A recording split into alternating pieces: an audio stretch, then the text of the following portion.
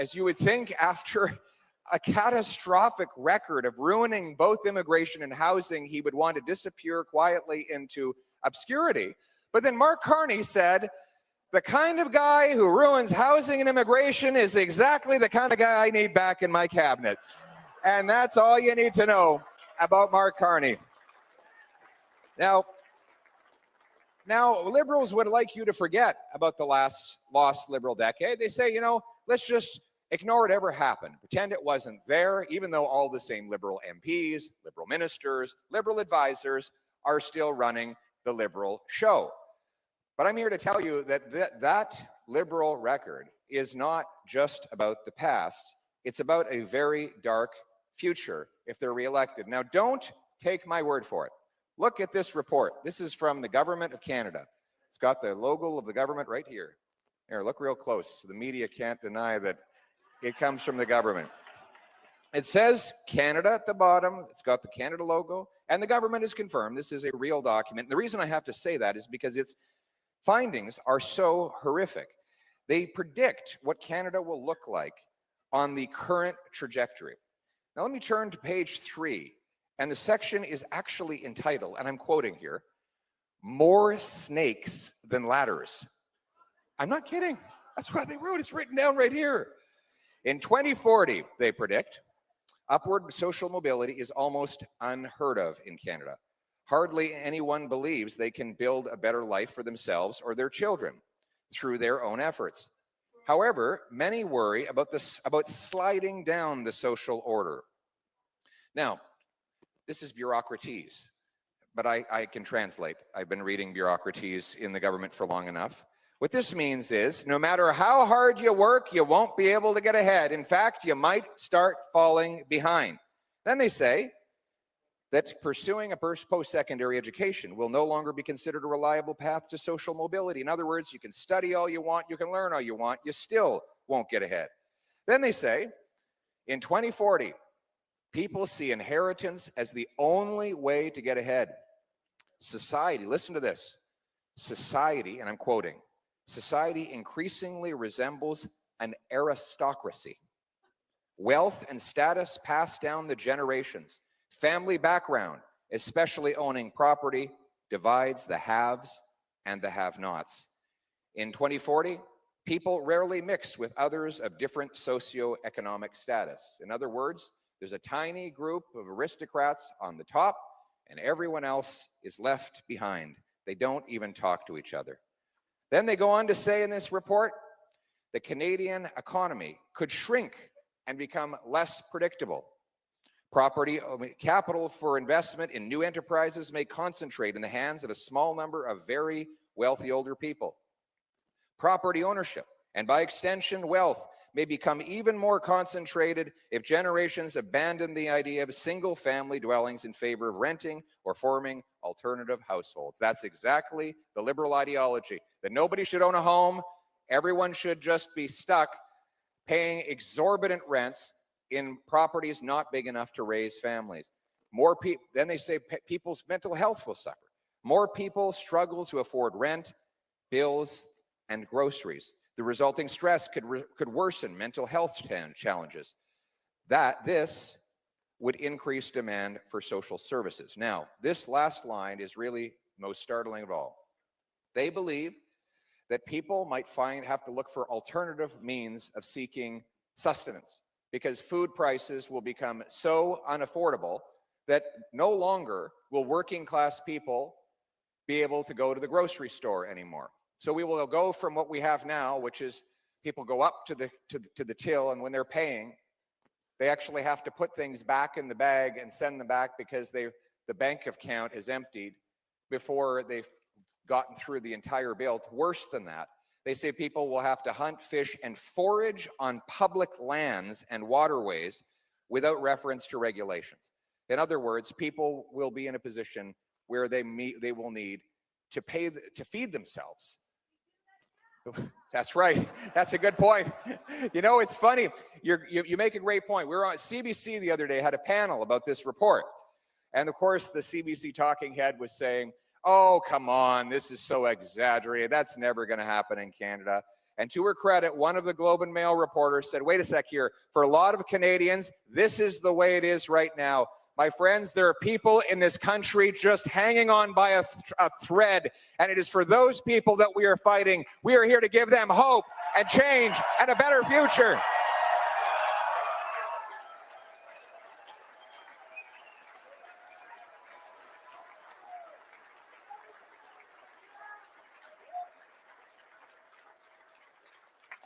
And we have the plan to do it. This is it, the Change book. Change. Change for an affordable life, change for safe streets, change for Canada First is our platform, newly released.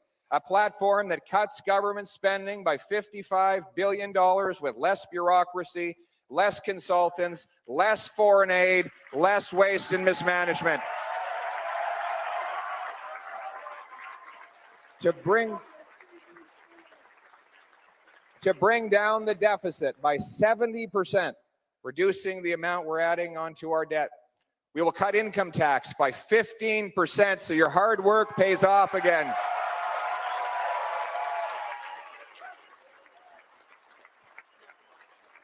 We will axe the sales tax on new homes so that you can save money and buy a place and put a roof over your head. And we will lock up the violent criminals the Liberals have put on the streets so you are safe in your community.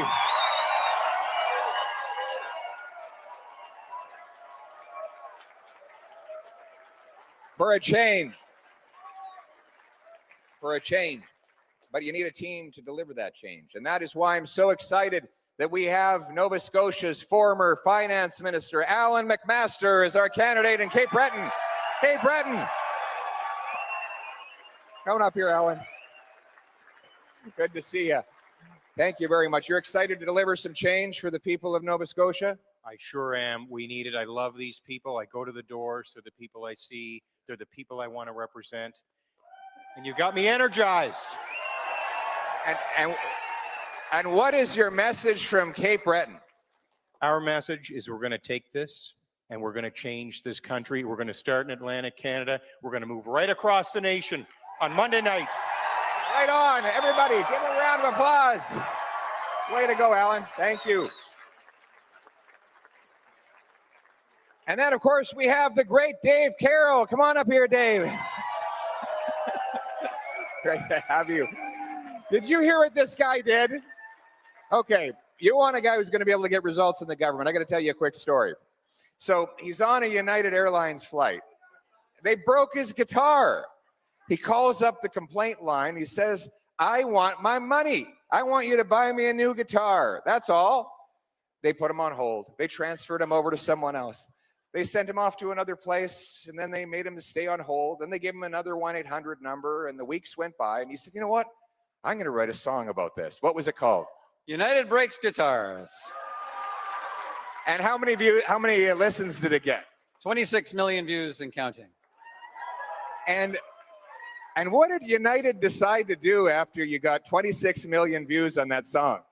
They ended up calling me on the phone, and they asked if we could do some settlement. Yes. Did you get yourself a guitar? I did get another guitar, and they ended up using my video to train their customers, their staff at United Airlines, and they paid me a license fee to do it. Wow.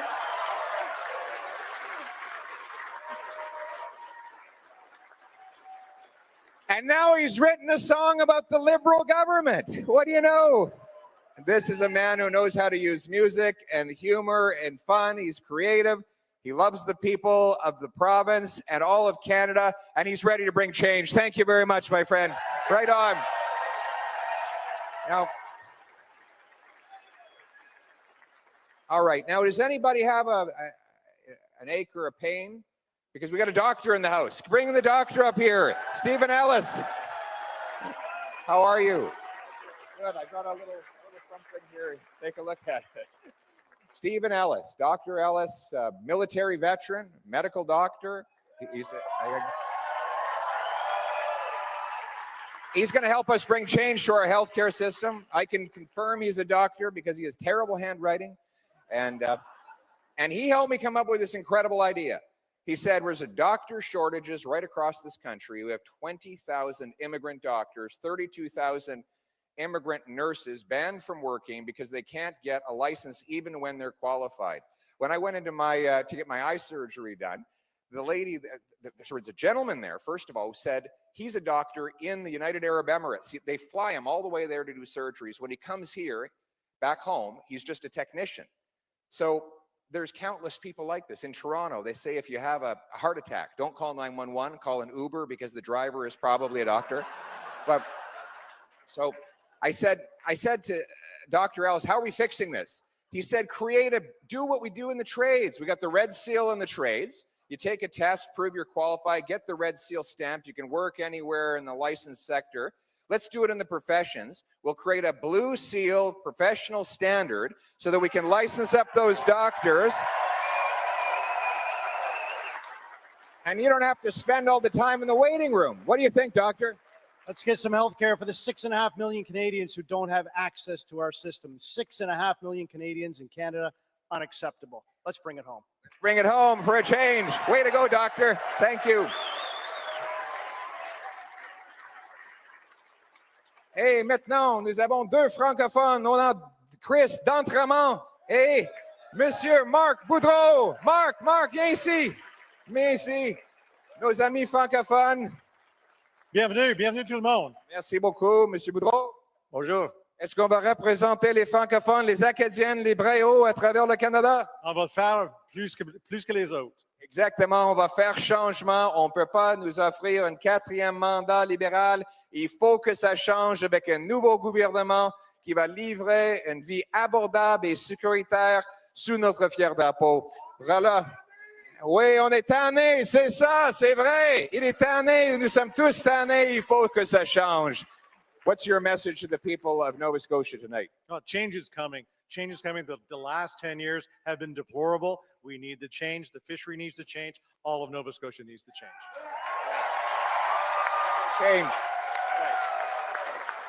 So we've got a lot of young people out helping out in Halifax. Some of them are here tonight, right there, the Boudreau Blue.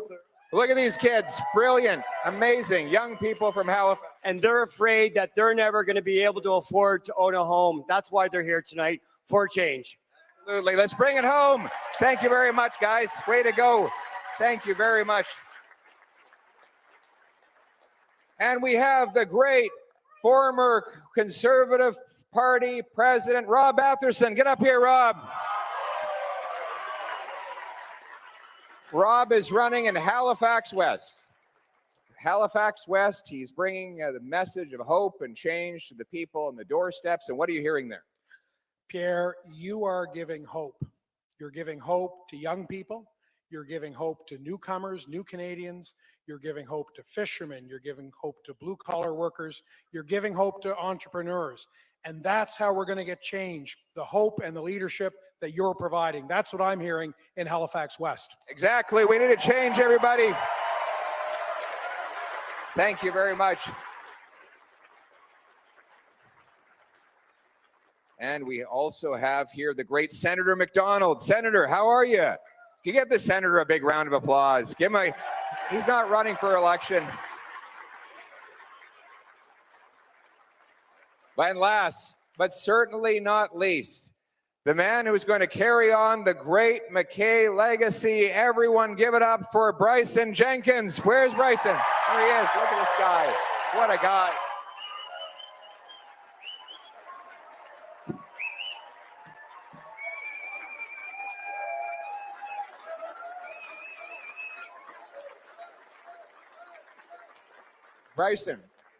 Brycen, you're half Peter's and I's age. So you're making us feel old. So what are the young people saying? Pierre, it's all about affordability, right? All about affordable. They want to, I said, I've been a real estate agent since 21, and you wouldn't believe the amount of young families that come to me and say, Brycen, we've done everything right. We went to school, got a post-secondary education, got a great job like our parents, and we can no longer afford to buy a home that our parents have been living here for generations. It's truly, and I wish that was a unique story, but we hear that all the time. So that's something that we're looking to change.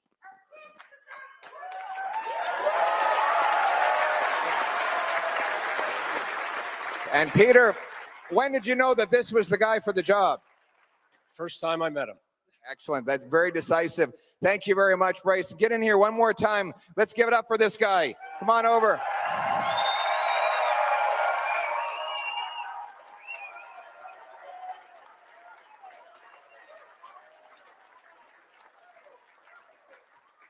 It's a stark choice, my friends. Now, it would be bad enough if they had just stuck with Justin Trudeau. We thought it couldn't get any worse. Well, meet Mark Carney. He thought that the roughly $110 billion of new debt that Trudeau had already budgeted for the next 4 years was not enough. So he presented his platform on Saturday, which adds another $130 billion of debt and inflation on top of that. Now, let's be clear about this. If you add up the debt that Trudeau had planned and the promises that Carney has since made, and if you believe that they're even telling the truth and it's not worse than that, the Liberals plan to add $250 billion to our national debt if they are reelected. And that's just if you believe their numbers. And that will then snowball into more inflation. What causes inflation? More dollars chasing fewer goods. If you have an economy with 10 apples and $10, it's $1 an apple. You double the number of dollars in the economy to 20, but there's still only 10 apples. You're not twice as rich. It's just that now each apple costs twice as much. Now, this is very good if you're a billionaire or if you have your money stashed away in an offshore tax haven. Like, I don't know. Can you think of anybody like that? Your assets go up in value, while the purchasing power of the working class and the retired senior goes down. It's a transfer of wealth from the have-nots to the have-yachts. Sounds an awful lot like what they describe in this government report, doesn't it? It means that a smaller and smaller group of aristocratic elites get richer, while the people who actually do the work, the laborers, the farmers, the entrepreneurs, they fall further and further behind. That has been the story of the last 10 years. And Mark Carney not only wants to continue it, he wants to accelerate it. It reminds us that we cannot afford the risk and the cost of a fourth Liberal term. We also have to provide people with hope that this can change. And that is why we have a very detailed plan to make it happen. I've announced, for example, we will roll back the cost of the federal government through attrition. Every time 3 public servants retire, we will only hire 2 back. 17,000 public servants leave every single year. We don't need to fill all those positions. Let's streamline the cost of the bureaucracy. We're spending $20 billion on consultants. That works out to $1,400 in federal taxation for every family in Canada just to pay for consultants. I will cut the annual budget for consultants by $10 billion for a change. And they're giving our money, they're sending our money out of the country. We can't feed our people at home. And they're giving money to foreign dictatorships. They give the Chinese government money to build pipelines and roads that they won't even approve here in Canada. They give money to a UN agency that collaborated with Hamas on the October 7th attacks. I will cut back $3 billion a year in foreign aid that was going to dictators, terrorists, and global bureaucracies.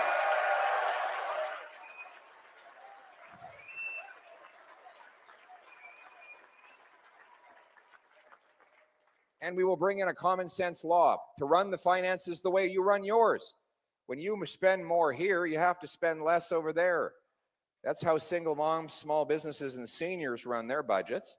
If they want to do this and that, they have to find a bargain on both. Government doesn't have to do that.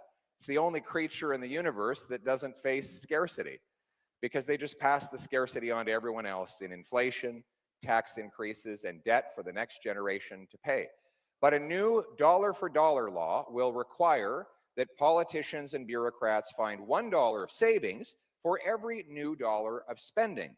so that they will have to go into every time they want to spend more money, they're going to have to go hunting for the waste and mismanagement in their own departments in order to maximize use of scarce resources. Because you've been pinching your pennies long enough, it's time that government started pinching its pennies.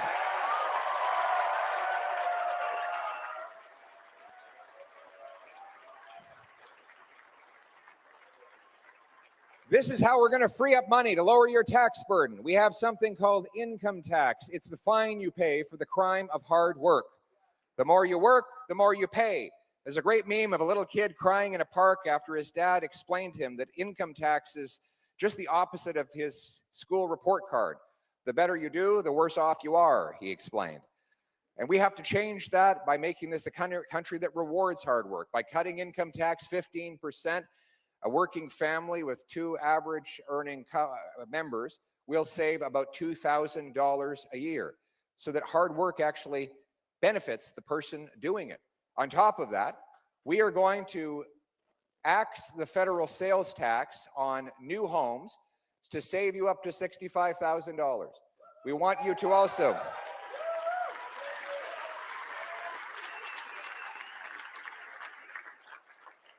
the biggest cost that goes into a new home today is not land, labor, or lumber. It's bureaucracy and taxes. Usually about 30% of the cost of the home is just direct taxes. And then there's all the indirect costs that come with delays and consultants and lawyers and lobbyists and forms that have to be filled out and time that is taken and wasted. We need to cut back on that bureaucracy and on those taxes, because today more money goes to bureaucrats than goes to the carpenters, electricians, and plumbers that actually build the homes. So I will incentivize municipalities to cut their development charges, including by paying for half the cost of every reduction they make. My goal will be to get those charges down by $50,000 a house, so that if you knock off the sales tax, you knock off those local building taxes, you can make a house $100,000 cheaper and more affordable for people to buy.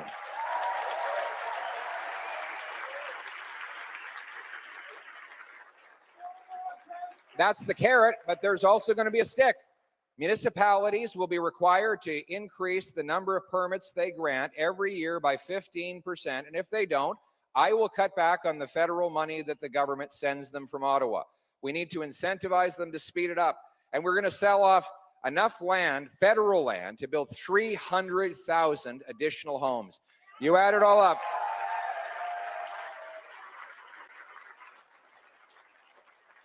You add it all up, and we will build 2.3 million homes over 5 years, so that our young people can once again afford to start a family for a change. But we have to address the other side of the equation. And I'm sorry that it might be politically incorrect to say it, but we have to reverse the nightmare that Sean Fraser and the Liberals caused in the immigration system. We just have to.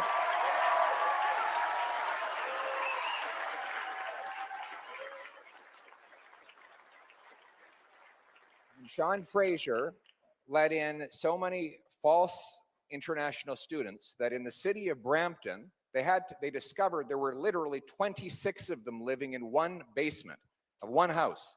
That's the kind of insanity that the Liberal government has unleashed, particularly your local Liberal MP.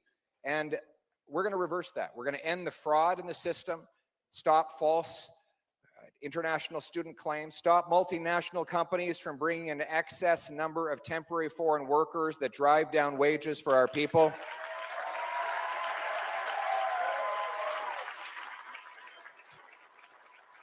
Temporary foreign workers should be used to fill legitimate job vacancies, particularly on farms, but never to drive down the wages of our people or to take jobs that willing Canadians would otherwise be willing to take.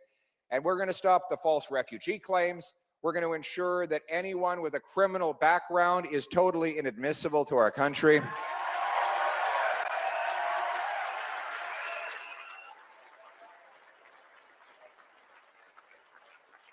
And we will cap numbers, we'll cap immigration so that never again does our population grow faster than the number of homes, jobs, and healthcare services. Never again.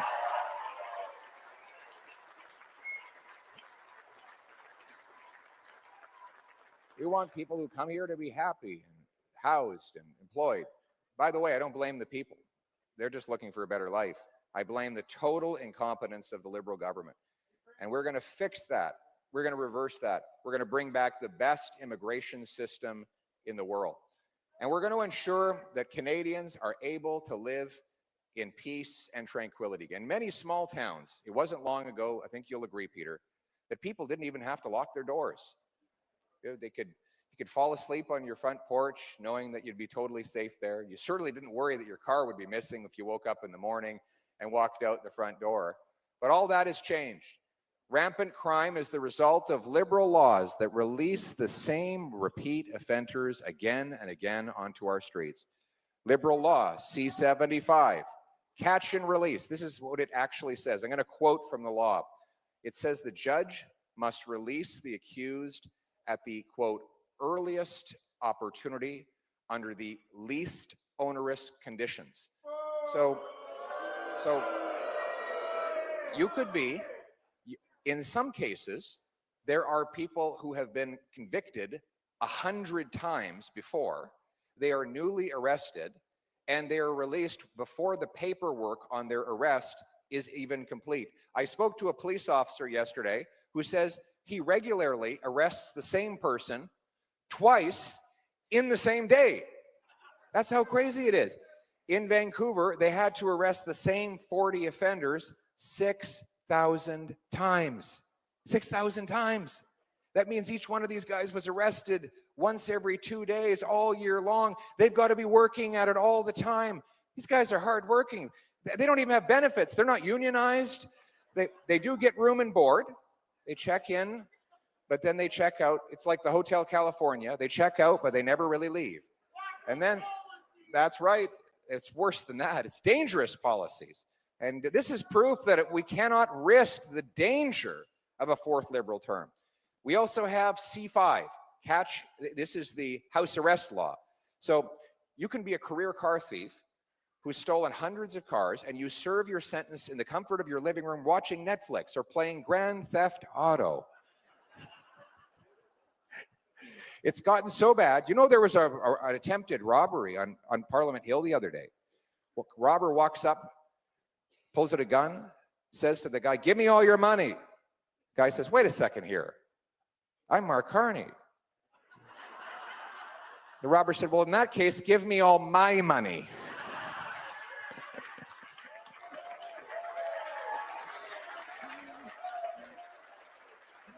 Oh.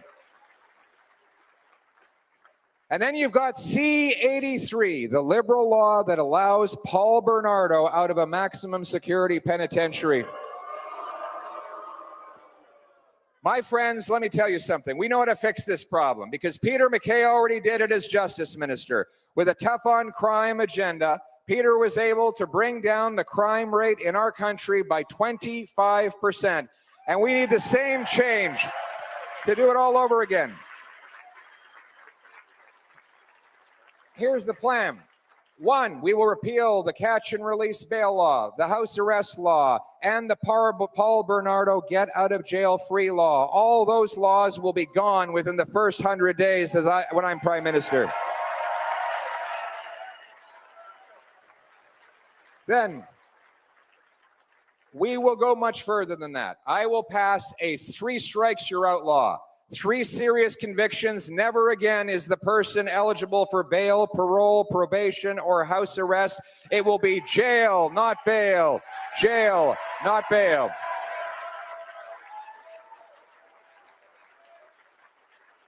There will be no more parole. Parole will not exist as a concept for serious offenders. What there will be is earned release. You serve your full sentence, and you're still not eligible to leave unless you have perfect behavior, clean drug tests, and you've learned an employable skill so that we know you're actually going to be doing a legitimate law-abiding job when you get out of jail. We're also going to go after the most serious offenders. For example, human trafficking. And human trafficking will be targeted. Life sentences for human traffickers. We'll lock them up and throw away the key.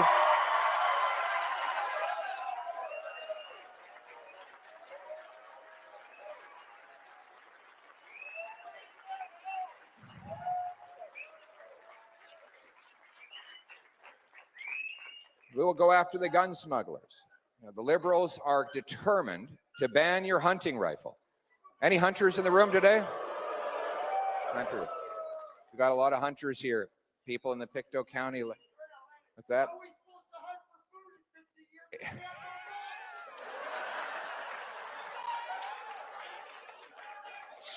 You raise a very good point. Oh my goodness, I think this is a very good point. So this gentleman says, he says, on the one hand, the Liberals say it's going to get so expensive you won't afford groceries, so you have to go foraging and hunting, but then they want to ban your hunting rifle. Well, how good are you with archery? Yeah.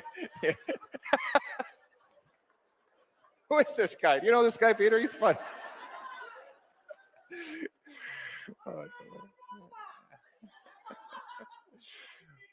Well, I'll tell you something. You've got a lot better vision for the country with one eye than Trudeau and Carney have with two.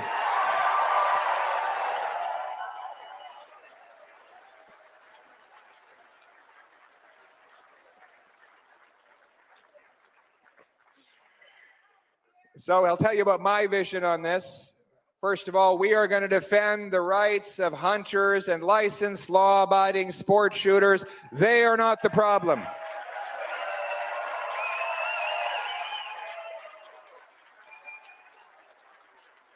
Instead, we're going to secure our borders with high-powered scanners that can look into shipping containers. 2,000 more frontline CBSA officers, watchtowers along the whole distance of our border to keep guns, drugs, stolen cars, and other paraphernalia from crossing over the border.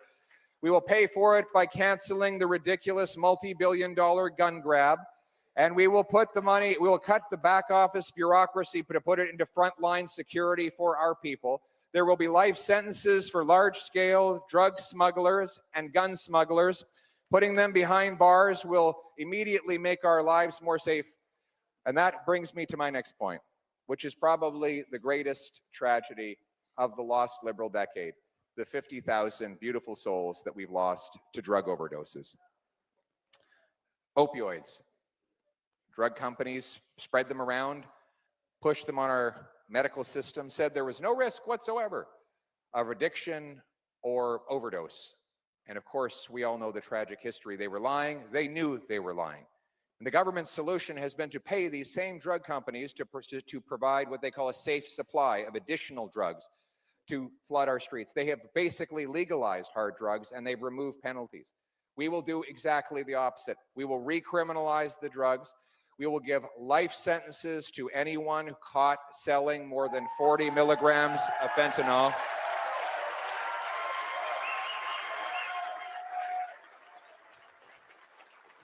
And we will invest in treatment and recovery, counseling, group therapy, detox, job training, physical exercise.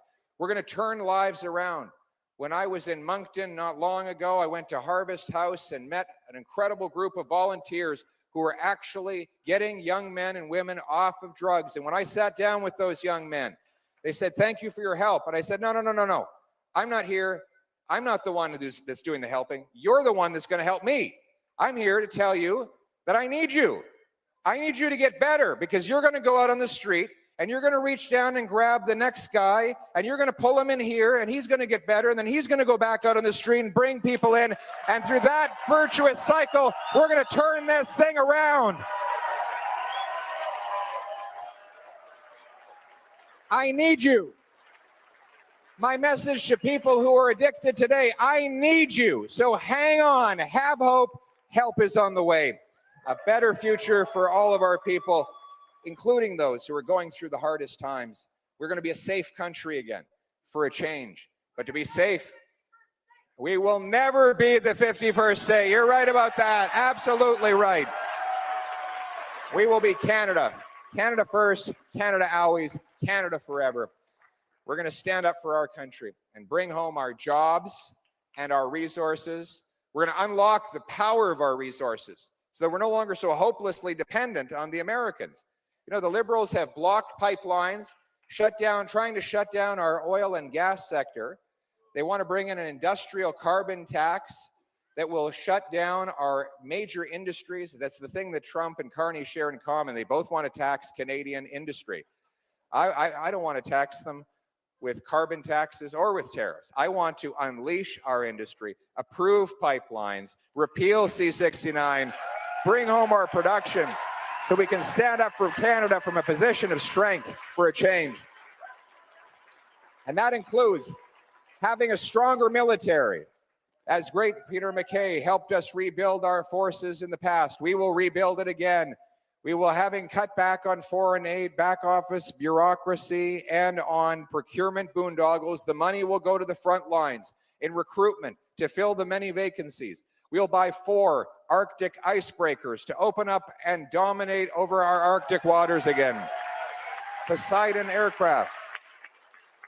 New runways across our Arctic lands, double the size of the first patrol group of the Great Arctic Rangers, the mostly Inuit-led group that protect our sovereignty in our northern lands. And we will open the first Canadian base in the Arctic since the Cold War, CFB Iqaluit.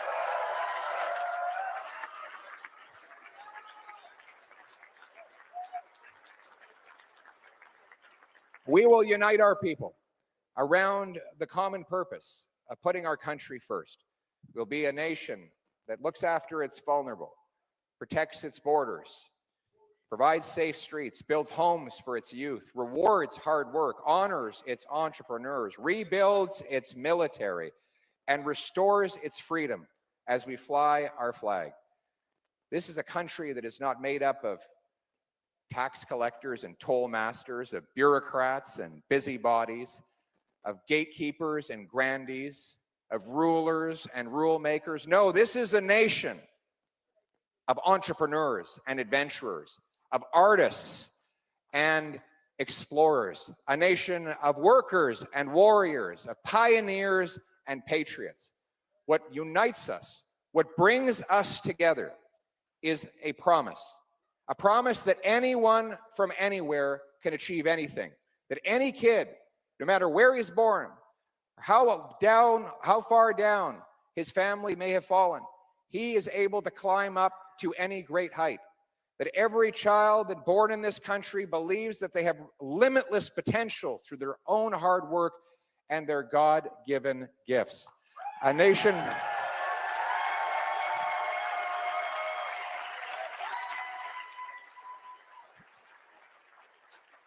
that has allowed me, as the adopted son of school teachers, to be told that I could stand on this incredible stage in front of these incredible patriots, a country that gives the opportunity for anyone from anywhere to achieve anything. The Canadian promise that hard work gets you a great life in a beautiful and affordable house on a safe street, protected by brave troops and veterans under our proud flag. This is the Canada we know. This is the Canada we love. Let's bring it home.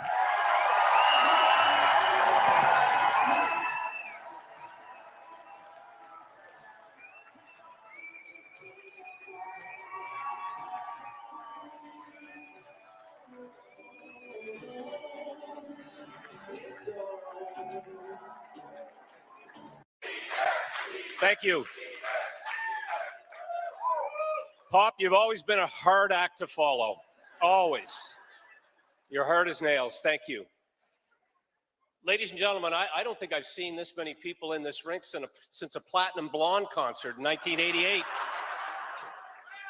Although Greg Burrows told me there were this many here when the Scotians won the last championship. This rink has a lot of memories for a lot of people, and I'm so glad to see our team of candidates here. Senator MacDonald. Before I mention anyone else by name, though, I want to thank our law enforcement, our veterans, our serving members, our emergency responders for all they do every day to keep our community safe.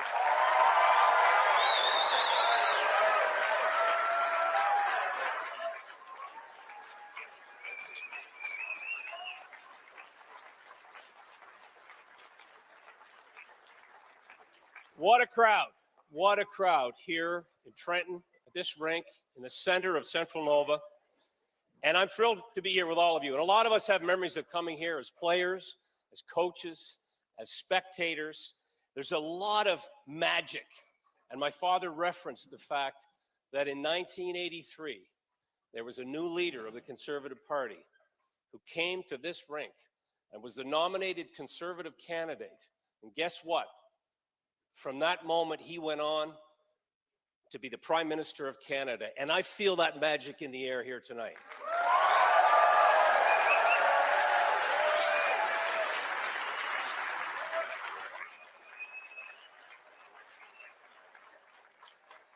And of course, you would know that my father stepped aside to pave the way for that to happen. He and I have had the special honor of having been elected to represent our home community here for quite a few years and to serve the people of Central Nova. And whether your family have been here for generations and came over on the Hector, and I'll tell you, that must have been a large ship because just about everybody I know, their family came on the Hector. Or whether you just came here and chose to make Central Nova and Nova Scotia your home. This has always been a place of humble, hardworking people. People with a common desire to work, to play, to raise a family, and to improve things for the people around us. This is something we share, and it's something that the man we're going to hear from tonight has a lot to do with in terms of improving the future for all.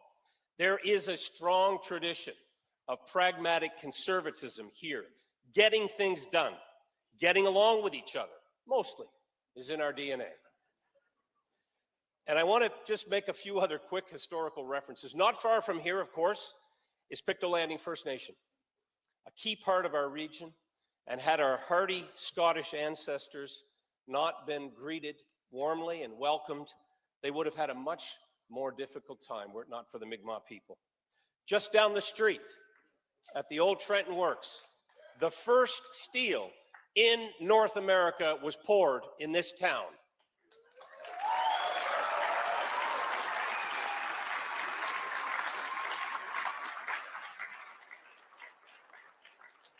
And later that steel was used to make ammunition and military equipment that allowed Canada to contribute mightily to the defense of freedom. And then they made boxcars, and now we make houses. And so there is, again, this hard-working tradition that helped to build the nation. And of course, we're standing here in a hockey rink.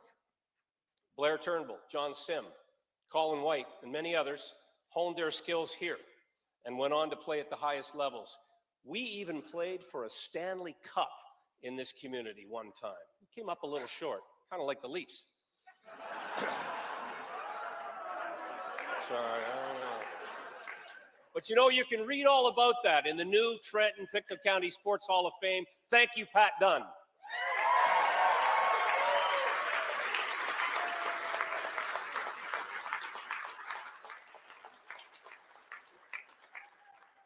And thank you, Tim Houston.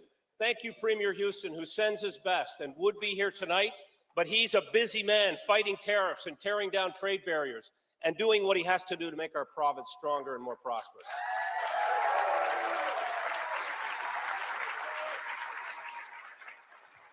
And speaking of first-round draft picks, how about our candidate for Central Nova, the next MP, Brycen Jenkins. Brycen, thank you.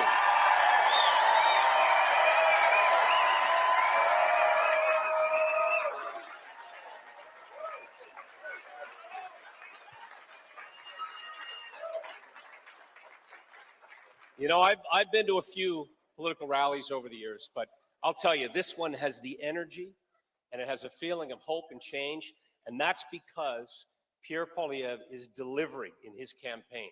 He's delivering hope. Hope for a change for Canada.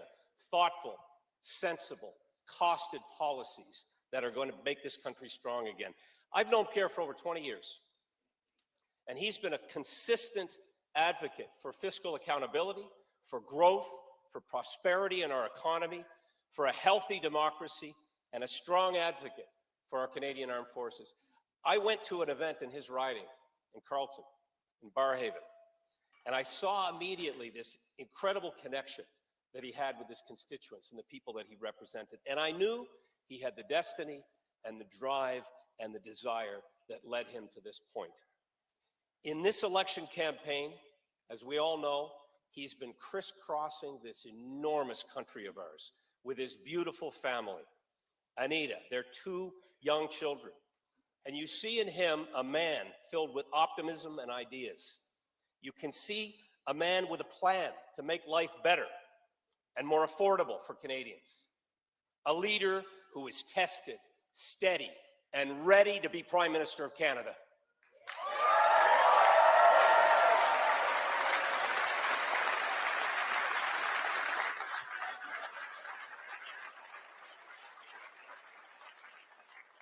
My father quoted Joe Howe, I'm not going to be outdone.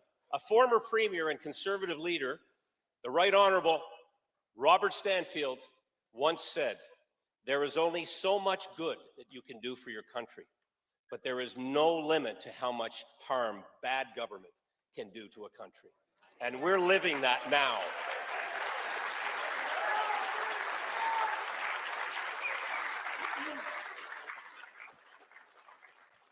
Canada desperately needs change, real change. And during this election, we've seen a Liberal leader that is not change. He and his Liberal team are offering more of the same old Liberal policy, same old playbook, written by the same Trudeau advisors who got us in this mess in the first place. Changing the conductor won't change the music. We need a whole new orchestra in Canada.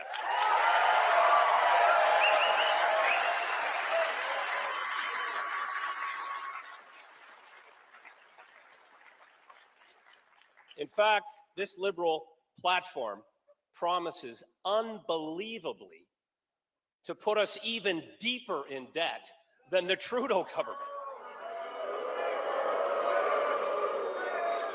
Imagine $130 billion on top of the previous debt. Debt that will drive up taxes and inflation, that will make us poorer, just as his party has been doing for the last 10 years. Common sense.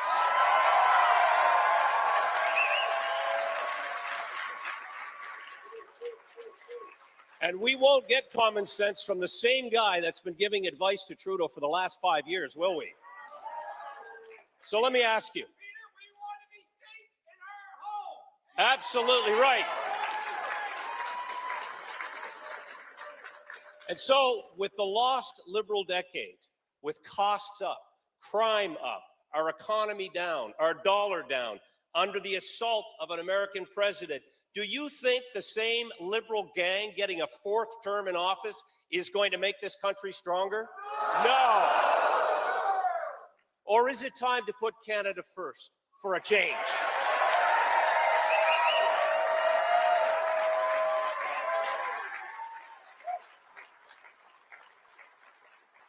With a new Conservative government that will lower taxes, build the homes, unleash the resources, stop the crime, and bring home jobs. That's what we need. We need to be able to stand on our own 2 feet and be able to stand up to the Americans from a position of strength. That's what we need. And somebody's already said it. Common sense for the common people.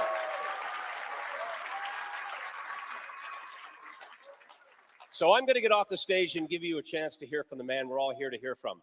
Central Nova deserves change, and that change is coming this Monday with your help and your vote.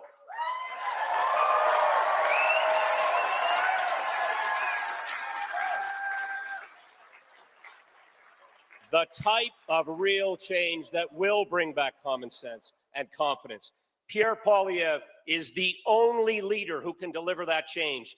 He's the man with the right ideas, has the right team here with us tonight, and has the right plan for change. Ladies and gentlemen, I am proud to introduce my friend, our leader, and Canada's next Prime Minister, Pierre Poilievre.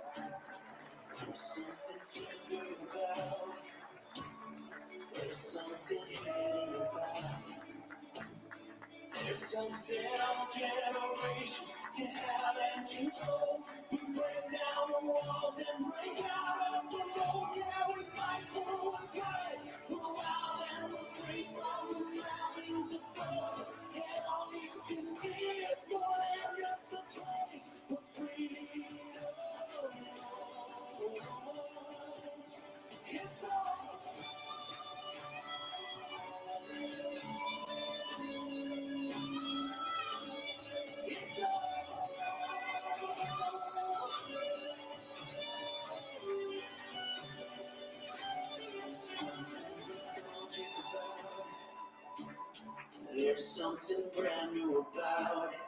Yeah, you leave and you miss it, then come back and kiss it. You'll travel the distance, we're so proud of it. We fight for what's right, we're wild and we're free from the mountains above us. And all you can see is more than just a place. With freedom is yours. It's all.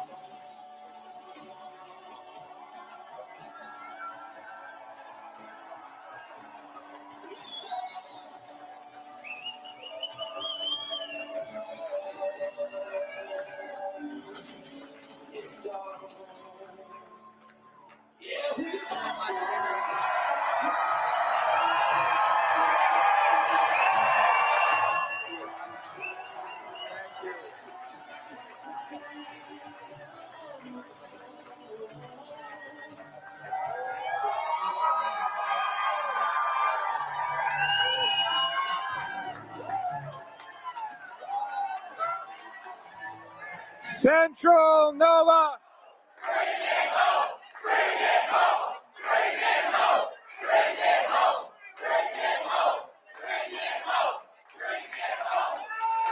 Who is voting to bring home change to Canada? Who's voting for homes you can afford for a change? Who's voting for affordable food in your grocery stores for a change? Who's voting for safe streets and communities for a change? And who's voting for a strong conservative government to restore the Canadian promise for a change? Wow. What an incredible crowd. This is amazing. This crowd speaks to the incredible hope that is breaking out right across our country. Hope that we can turn things around. Hope that we can rekindle the dream. Hope that hard work will once again pay off, and hope that we can put Canada first for a change. That's the hope we're voting for. Because this election comes down to one word only: change, change, change, change.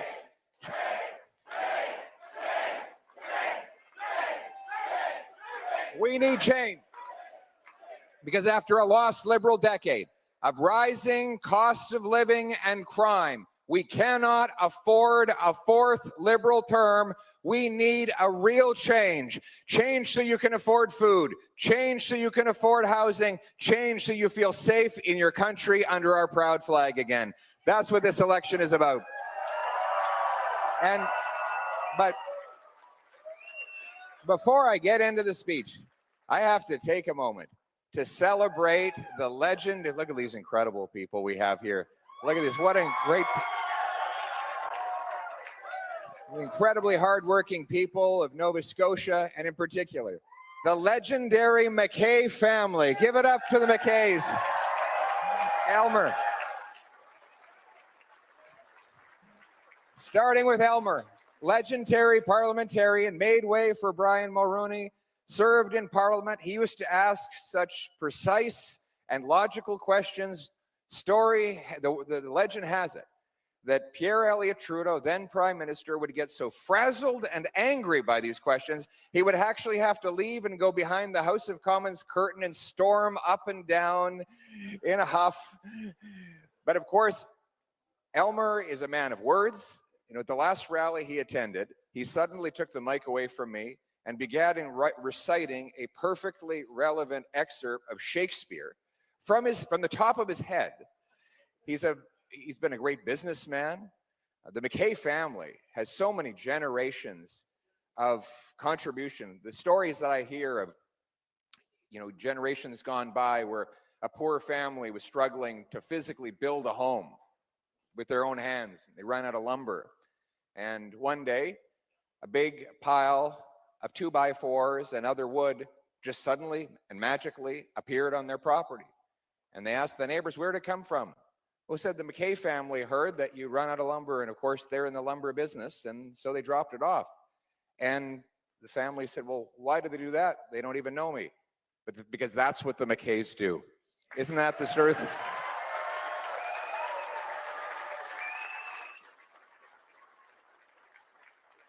The stories of single mothers and widows who were hungry and unable to buy a turkey dinner before Thanksgiving, and a ring at the doorbell would hit, and all of a sudden there would be a nice, beautiful frozen turkey left there by their then Member of Parliament. And then we've got Peter MacKay, the great Harper-era minister who served our country so well for so long, defense minister, justice minister, foreign affairs minister. There was a time when I was a young man in Parliament, and I was making a lot of comments. My mouth was moving faster than my brain. At that age when you get involved. I got into hot water a few times. So I went and saw Peter for a little bit of mentorship. And he brought me into his office. He was very calm and stoic. And he sat me down. And behind him on the wall was a stuffed fish that he'd brought from Atlantic Canada, proudly displayed on the wall. And I said, Peter, what's your advice? And he said, well, you see that fish up there? If he'd kept his mouth shut, he'd still be alive.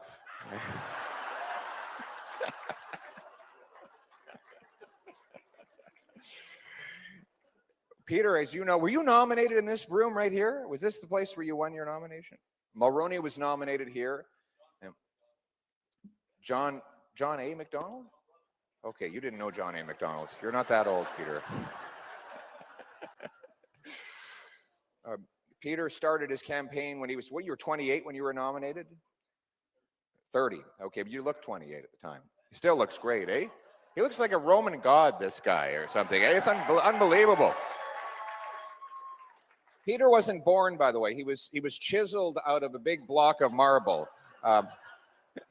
We're embarrassing him. When he first ran for office, he said, we have to go visit our seniors. They built this country. And he showed up at a senior's home, and he walked up to a lady, and he said, do you know who I am? And she said, no, but if you ask the nurse, she'll tell you who you are. I think he's used that one on me a few times. But he was a great minister in our government. He gives so much wisdom, and he reminds us all of how good things were in the past and how much better they can be in the future. Peter MacKay is another reason for us to have hope.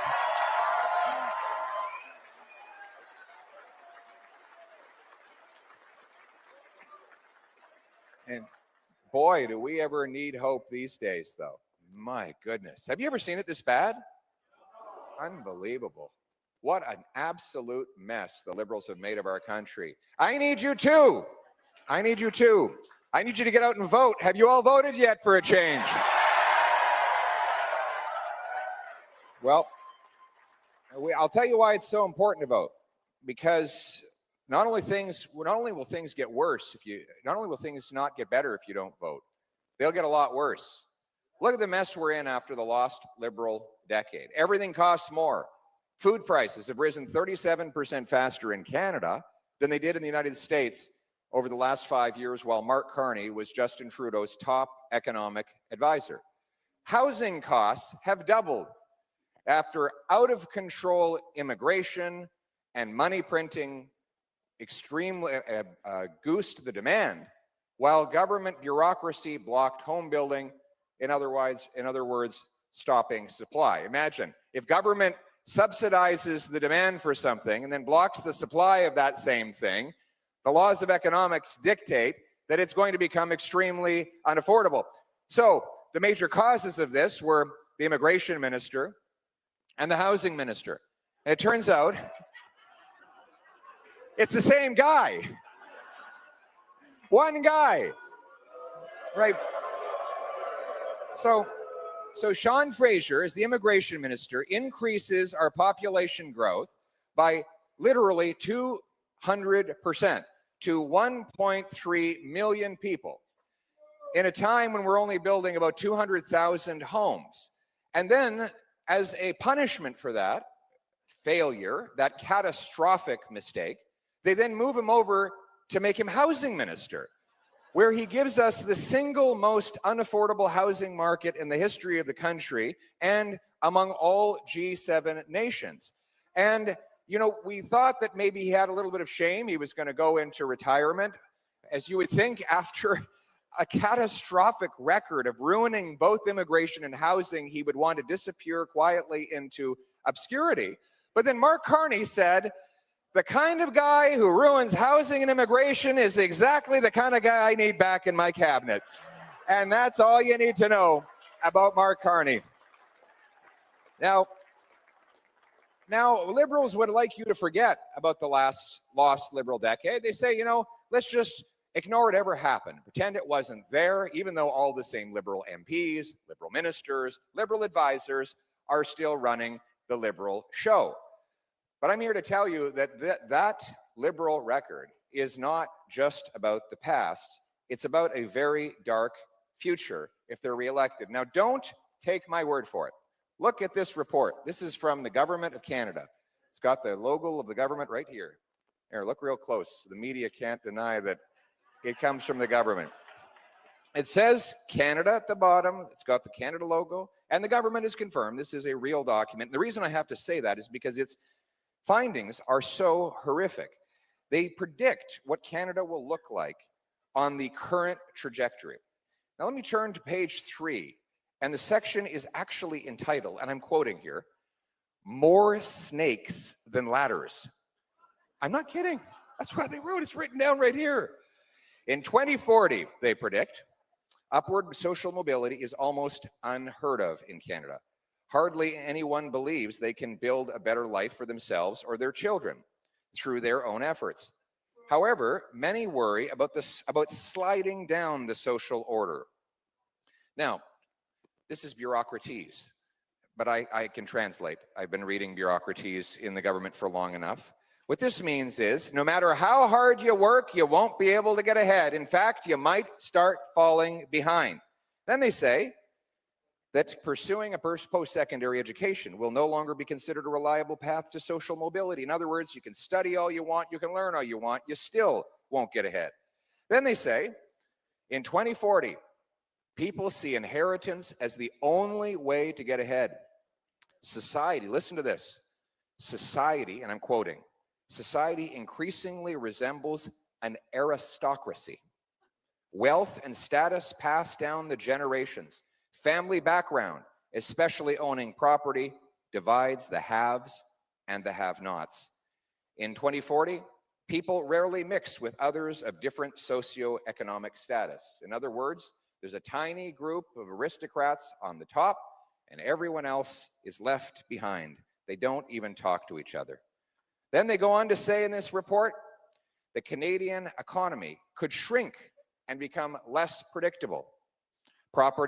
Capital for investment in new enterprises may concentrate in the hands of a small number of very wealthy older people. Property ownership, and by extension wealth, may become even more concentrated if generations abandon the idea of single-family dwellings in favor of renting or forming alternative households. That's exactly the liberal ideology, that nobody should own a home, everyone should just be stuck paying exorbitant rents in properties not big enough to raise families. Then they say people's mental health will suffer. More people struggle to afford rent, bills, and groceries. The resulting stress could worsen mental health challenges. This would increase demand for social services. Now, this last line is really most startling of all. They believe that people might have to look for alternative means of seeking sustenance, because food prices will become so unaffordable that no longer will working class people be able to go to the grocery store anymore. So we will go from what we have now, which is people go up to the till, and when they're paying, they actually have to put things back in the bag and send them back because the bank account is emptied before they've gotten through the entire bill. Worse than that, they say people will have to hunt, fish, and forage on public lands and waterways without reference to regulations. In other words, people will be in a position where they will need to feed themselves. That's right. That's a good point. You know, it's funny. You make a great point. We were on CBC the other day, had a panel about this report. And of course, the CBC talking head was saying, oh, come on, this is so exaggerated. That's never going to happen in Canada. And to her credit, one of the Globe and Mail reporters said, wait a sec here. For a lot of Canadians, this is the way it is right now. My friends, there are people in this country just hanging on by a thread, and it is for those people that we are fighting. We are here to give them hope and change and a better future.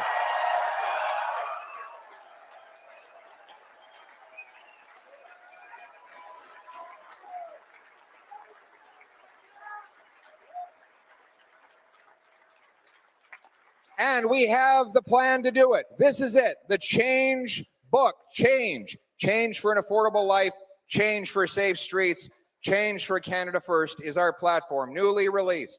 A platform that cuts government spending by $55 billion with less bureaucracy, less consultants, less foreign aid, less waste and mismanagement. To bring down the deficit by 70%.